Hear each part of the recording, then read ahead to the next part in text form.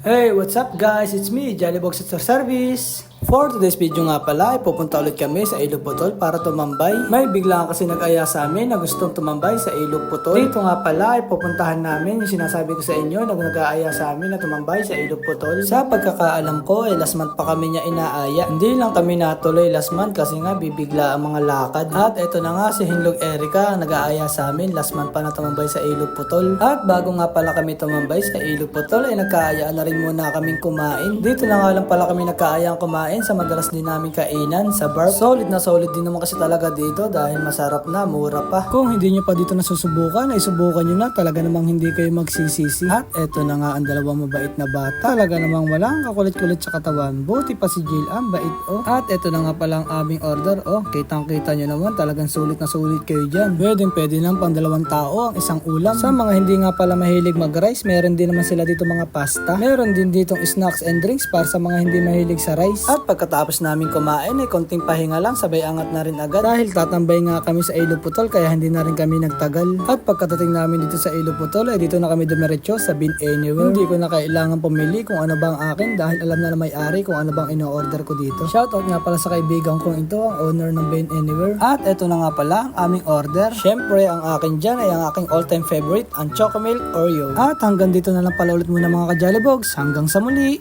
Salamat!